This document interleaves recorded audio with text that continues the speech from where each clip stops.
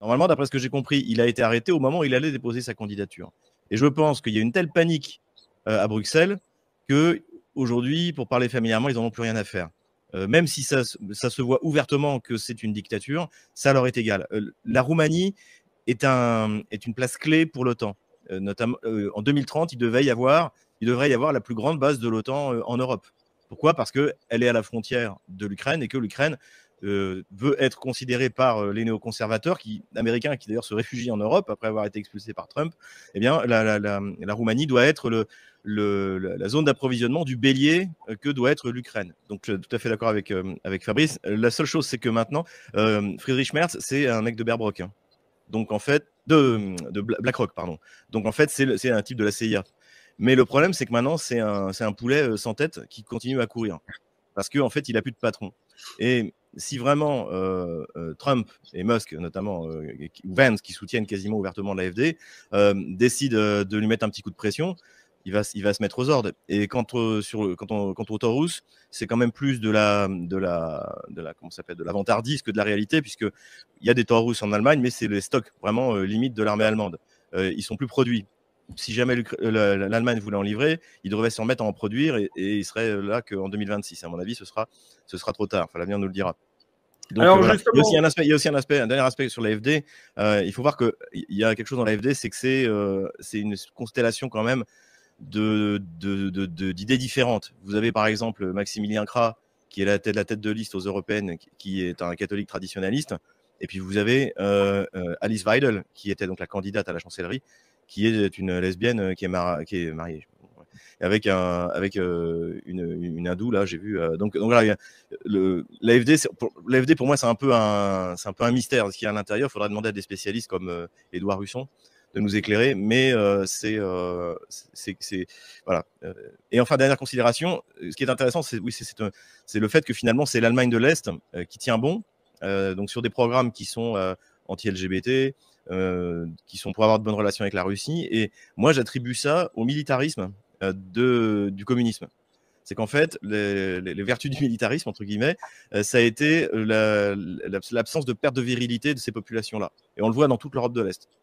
Alors maintenant, les pays baltes, ils ont été transformés par l'Union européenne, mais globalement, on voit très bien que le communisme a finalement laissé de bons souvenirs dans pas mal de pays. Il y a une nostalgie, j'en ai parlé avec des Allemands de l'Est, qui préféraient sous plusieurs aspects leur vie sous l'Allemagne de l'Est.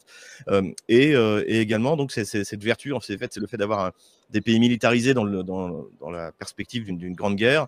Ça a préservé tous ces pays d'Europe de l'Est de la LGBTisation de la société. Je pense que l'AfD peut aller plus loin. Je pense qu'il a l'avenir devant lui. En plus, contrairement au RN dont on parlait, finalement, il fait pas de concessions sur aucun domaine. Donc ça, c'est quand même une bonne chose. C'est pas un parti, je vais être méchant avec le RN une fois de plus, mais quand on regarde le niveau général, c'est extrêmement bas. Il n'y a pas de gens compétents, il n'y a pas de gens issus du monde il y a quelques députés, hein, mais la plupart des cadres vraiment responsables n'ont quasiment jamais travaillé de leur vie. On voit par exemple le responsable de la politique étrangère, donc c'est un député européen Thionnet. Il était ancien assistant parlementaire, donc en fait ils recrutent à l'intérieur de leur petite mafia locale, et finalement quand on les écoute parler, on se dit mais qu'est-ce que c'est que ça, qu'est-ce que c'est que ce niveau? Et alors qu'à l'AfD, on a un très très bon niveau. On a des gens qui sont un peu dans l'élite de la société allemande. Je me souviens à Donetsk en 2021, j'avais croisé, puisque l'AfD envoyait des représentants, j'avais croisé un des spécialistes mondiaux des nanotechnologies, qui avait une grande entreprise, qui était un multimillionnaire, voilà, qui pesait des centaines de millions d'euros. Et donc lui, il était dans l'AfD. Donc l'AfD a su attirer, exactement comme Trump avec Musk, il a su attirer des gagnants. Alors que le RN, en fait, c'est un parti pour les losers. Et c'est là où on veut qu'il reste d'ailleurs. Donc, je pense que c'est ça la grande différence avec l'AfD. C'est ce qui fait que l'AfD a un véritable avenir. Parce qu'encore une fois, il réussit à la fois à rassembler les classes populaires qui en ont ras-le-bol de l'immigration, mais en même temps, des grands acteurs de la vie économique allemande. Même Alice Weidel, en soi, on voit que même si j'aime pas ses choix de vie personnelle, mais qu'elle ne revendique pas d'ailleurs. Elle n'est pas du tout militante LGBT. Hein, en gros, elle est vraiment, c'est une femme brillante. Il suffit de l'écouter parler, comme l'était d'ailleurs il est toujours Sarah Wagenknecht. Donc je pense que le niveau est largement, en général, quand j'observe la vie politique allemande, je trouve que le niveau est largement au-dessus de ce qu'on peut voir en France, tout parti confondu. Parce que finalement, la dernière chose qu'avait conservé le RN en tant que parti national conservateur, qui a tout largué, c'était l'immigration. Et là, on a le RN qui pousse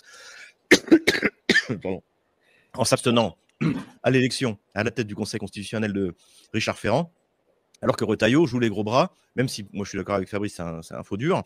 Mais finalement, aujourd'hui, j'ai regardé les derniers sondages, c'est lui l'homme fort, c'est le nouveau Sarkozy, quoi. Et le RN vient finalement, on sait plus sur quoi le RN est un peu de droite. Sur les mœurs, non. Sur l'immigration, non. Sur l'économie, c'est le programme commun du PS en 1981. Donc en fait, il reste rien. Il reste le nom. Il reste Jean-Marie Le Pen. C'est tout. Et, Macron est une véritable catastrophe. Je l'ai dit dans mon bulletin de cette semaine. En fait, moi, ce qui m'a le plus frappé, c'est sa sortie d'abord dans son opération TikTok et ensuite aux États-Unis. C'est-à-dire son argument, c'est dire, je vais dire à Trump, c'est pas toi, tu peux pas faire à la fois la guerre économique à la Chine et à l'Union européenne. Et alors là, j'étais estomaqué. C'est-à-dire que la Chine, qui en plus nous aime bien, hein, on se souvient pour les 60 ans de la reconnaissance du Parti communiste chinois par le général de Gaulle en janvier 64, Macron a été invité, il a complètement raté le truc parce qu'il est venu avec son chaperon Van der Leyen, mais la Chine, qui est un partenaire extrêmement important pour nous, d'ailleurs à qui on devrait demander aujourd'hui de venir construire des usines en France pour se réindustrialiser.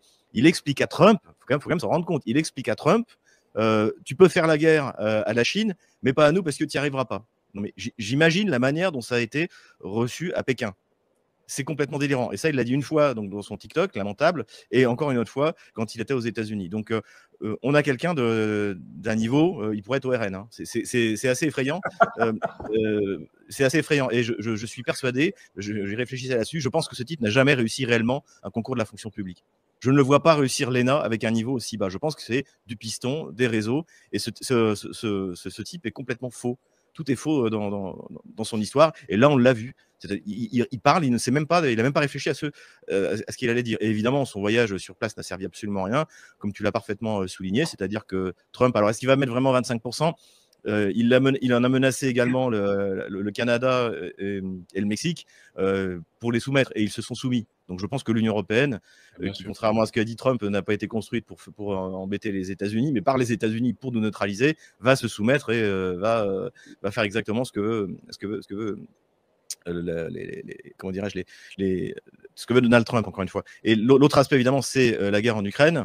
Et là aussi, on ne voit pas en quoi la démarche de Emmanuel Macron a servi à quelque chose, puisque finalement, Trump reste sur sa ligne, c'est-à-dire de tordre le bras à Zelensky pour obtenir une solution. C'est pas dit qu'il va réussir d'ailleurs, mais globalement, on voit très bien que Trump a envie de se débarrasser de Zelensky. Donc, un coup pour rien, c'était juste une nouvelle fois une occasion d'humilier la France et pour Emmanuel Macron de raconter n'importe quoi et de saboter notre relation avec la Chine. Là, je crois que là-dessus, c'est une... Et surtout dans la vraie diplomatie, en fait, quand les présidents se rencontrent, ils savent déjà le document sur lequel ils vont signer. J'ai travaillé il n'y a pas très longtemps pour un livre à venir sur une visite d'une délégation de la 4e République en URSS. Et en fait, c'était préparé avec énormément de professionnalisme. Et donc, quand vous allez sur place, déjà, ça se prépare pendant longtemps. Et quand vous allez sur place, il y a peu de chances qu'il y ait quelque chose, il y a un raté ou une situation telle que l'a décrite Fabrice. Là, il s'est précipité à Washington en disant quoi? Il allait le convaincre grâce à son bagou qu'il ne fallait pas laisser tomber l'Ukraine et qu'il ne fallait pas mettre des taxes sur l'Union européenne. C'est délirant. Non, mais tout est amateurisme. Tu sais à quel point j'aime l'histoire. Comme disait Jacques Bainville, l'histoire est laboratoire de la politique. Mais quand tu compares la visite du général de Gaulle en décembre 1944, où la France n'est pas grand-chose, le général de Gaulle a réussi à nous mettre dans le camp des vainqueurs, alors qu'à la conférence de Téhéran, on devait être dans le camp des vaincus, hein, quand même, faut l'expliquer. Donc De Gaulle va en URSS et ça se passe mal. Lui, ce qu'il veut obtenir, en fait, on sait maintenant, c'est la rive gauche du Rhin, avoir un soutien de Staline pour peser face aux États-Unis. Et au début, ça se passe très mal, c'est-à-dire que Staline demande et ne veut rien donner. Et à un moment, il dit, bon, puisque c'est comme ça, on rentre. Tant pis, on signera rien. Et là, comme Staline avait tout mis sur écoute, il l'apprend et finalement, il y a un accord qui est signé. Voilà, en échange de quoi, c'est surtout la Pologne qui en fait les frais, mais c'est pas grave, la Pologne, ça sert à ça. Donc, ce que je veux dire, c'est que même en situation d'extrême faiblesse, comme l'était le général de Gaulle en décembre 1944, il arrive à faire plier Staline, à obtenir il revient avec un accord entre la main qu'il peut présenter à Washington, à Churchill. Mais Churchill soutenait le général de Gaulle à ce moment-là. Donc en fait, même quand vous êtes en situation diplomatique, parce que difficile, vous pouvez obtenir les choses. Mais pour ça, il faut travailler. De Gaulle, il est venu avec des gens qui avaient travaillé, qui avaient préparé. Et il faut être capable de dire non. Quand il s'est retrouvé en André, il fallait dire non, je suis pas venu pour ça. D'abord, on s'assoit et c'est ce qu'a fait Sarkozy. Ça va te faire plaisir, Alexis. Sarkozy en 2008, au moment de la crise de la guerre des 6 jours, la guerre des 5 jours, pardon. Donc Sarkozy débarque avec le traité en fait russe, les exigences russes, et Saakashvili l'accueille et lui dit, il veut l'emmener sur le balcon du palais, là, je sais pas trop quoi, et il lui dit, venez, les gens veulent vous acclamer. Il dit non, d'abord on va signer le papier. Voilà, ça, il y a des priorités, donc on n'est pas là pour faire les guignols, on est là pour faire ce sur quoi on s'est mis d'accord avant le voyage, en fait. Trump est difficilement contrôlable, et surtout pas par Emmanuel Macron, vu ce qu'on pèse aujourd'hui, malheureusement. Et donc, en fait, dans la mesure où on est incontrôlable, il fallait surtout pas se précipiter. Il fallait envoyer des diplomates, envoyer l'ambassadeur, envoyer des équipes de Quai d'Orsay. Regardez ce que font les Russes et les Américains aujourd'hui. Ils en sont à 2 rendez-vous. Le premier était à Riyad. Là, hier, il y en a eu un à Istanbul. Ils sont en train de discuter pour la réouverture de relations diplomatiques normales. Donc, ce sont les diplomates qui travaillent. Voilà. Le problème, c'est quand tout sera prêt, Xavier. C'est ça le fond du problème. C'est ça. Quand tout sera prêt, vous aurez cette rencontre entre Poutine et Trump. Trump veut rencontrer Poutine tout de suite. Poutine dit d'abord, on va savoir pourquoi on va se rencontrer. Et le texte qui sera signé à la fin de la rencontre entre Trump et Poutine sera à 75% déjà prêt quand ils vont se rencontrer. Il y aura déjà un accord sur l'essentiel. Donc ça s'appelle le professionnalisme. Et évidemment, le macronisme est un amateurisme total dans tous les sujets économiques, militaires, diplomatiques. Alors, heureux. Là, je ne connais pas assez bien la vie politique roumaine pour dire exactement quand ça va se passer. Ce qui est clair, c'est qu'il y avait des manifestations en permanence jusqu'à son arrestation. Et bien sûr, après son arrestation, son aura est immense. En plus, maintenant, il a l'aura d'une victime. Et je ne sais pas s'il a pu déposer sa candidature. Normalement, d'après ce que j'ai compris, il a été arrêté au moment où il allait déposer sa candidature. Et je pense qu'il y a une telle panique à Bruxelles qu'aujourd'hui, pour parler familièrement, ils n'en ont plus rien à faire.